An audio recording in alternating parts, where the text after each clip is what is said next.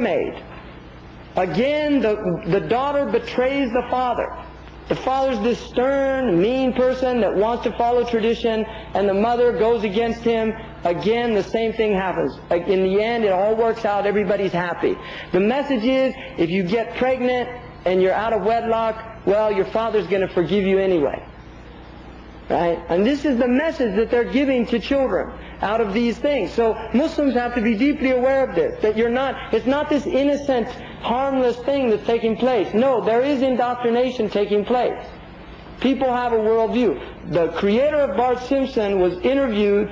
I read this interview, and he said that he was an anarchist that did not believe in authority. And he said, but he realized that the best way to get his views across was to make people laugh. And if you watch Bart Simpson, I don't encourage this, right? But Bart Simpson is all about undermining authority, making fun of the principal, the school, the authority of the school, making fun of the father. Is constantly making fun of the father, what a buffoon his father is. You see, so this is what happens. Now, the same thing, there was a film called The Goofy Movie, which was a Disney film for children. The film basically completely mocked school and education. And the aspiration of this child was to become a rock star.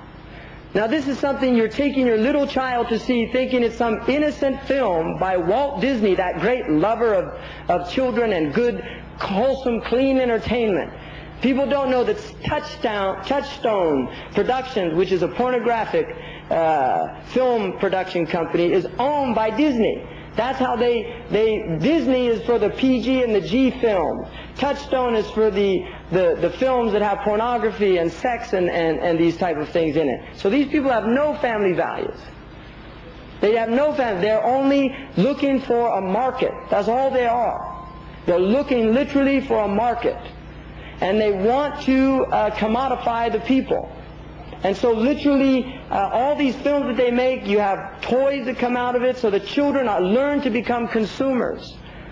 They go see the film, and then they want the doll, and they want the tennis shoes, and they want the t-shirt, and they want the hat. So they learn to become consumers, which this is the goal of the secular society, is to make everyone a consumer. Now the word consumer in the Old English language means devil. That's what it means. Consumer in Old English means the devil. And Allah says that the mubaddireen are ikhwanu shayateen. The extravagant consumers are the brothers of the shayateen. This is what Allah says.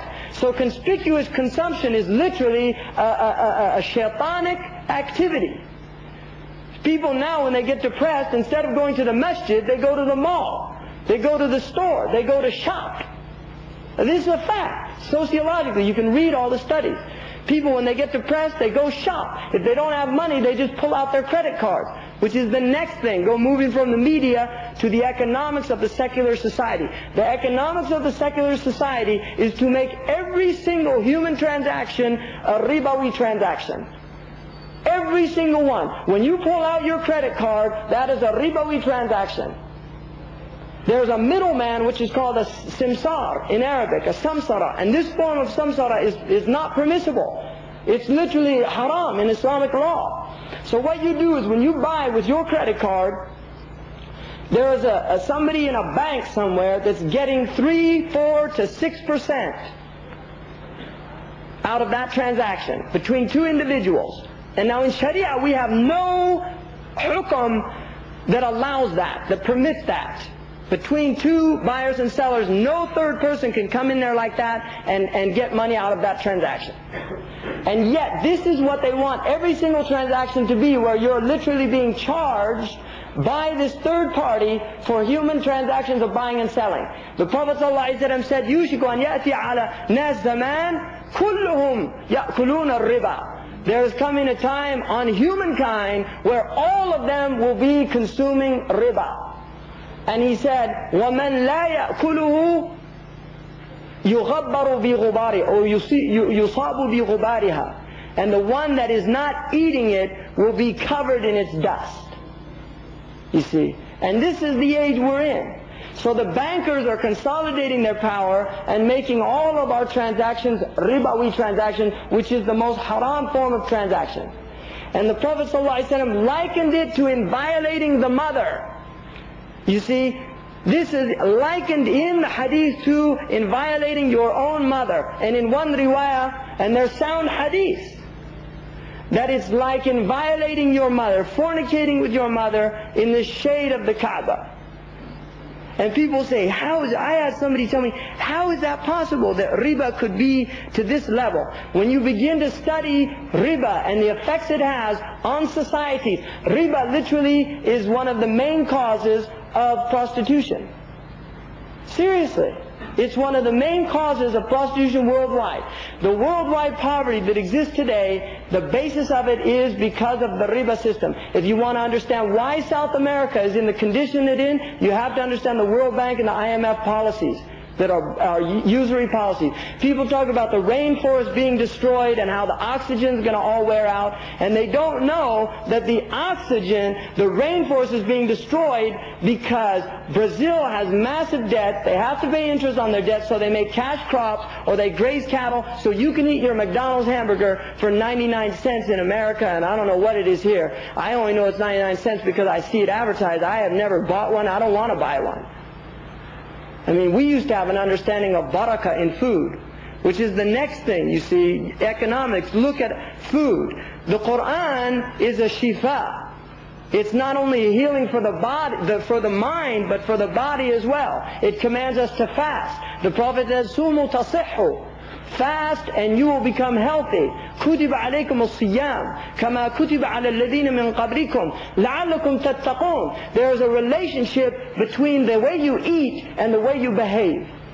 Ahmed Zarruq said, كُلْ مَا شِئْتَ فَمِثْلُكَ تَفْعَلْ. Eat whatever you want, but know that you're going to do whatever you eat. إِنْ أَكَلْتَ حَلَالًا عَمِلْتَ حَلَالًا رَغْمَ أَنْفِكَ. If you eat halal, you will do halal in spite of yourself. وَإِنْ أَكَلْتَ حَرَامًا عَمِلْتَ حَرَامًا رَغْمَ أَنْفِكَ. And if you eat haram, you will do haram in spite of yourself. They asked the Prophet, how do we make our dua mustajab? He said, طَيِّبْ طَعَامِكْ يُسْتَجَبْ دُعَاؤُكَ. Make pure your food and Allah will answer your prayer. When the people of the cave came out of the cave, the first thing he said, go get food and look for the purest food. Azka ta'ama. Look for the purest food.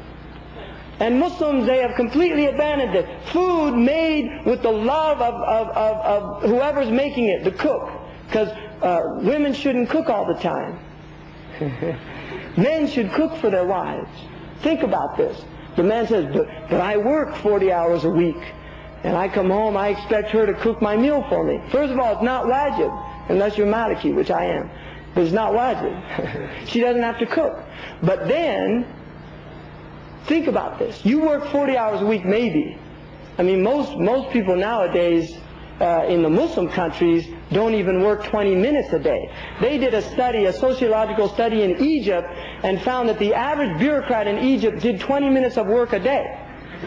So you can imagine why the country's in the state it's in. They spend the morning reading the Ahram, and then the afternoon talking about it. And every once in a while they say, give a shay. Bring the tea. And their work is probably just signing some paper or taking the rashwa or something like that. That's a little work there. Bakshish. Okay? I mean, seriously. Then they go home, the woman who has 5 children, who's been literally sweating her brow all day long, and he says, Jib al-akal. Fain al-akal. Where's the food? This man has been working so hard all day. It's like the woman doesn't do any work at home. Really. That's the hardest job. Just seriously, take your children. If you have children, take them for one day. Just take them for 1 hour. And then see, really make an analogy of what your wife is doing. So if she's cooking your meals 7 days a week, that's unjust. That is unjust. You have to, just like you get a weekend from your work, the woman should have a weekend from her work as well. That only sounds just, doesn't it? It only sounds fair.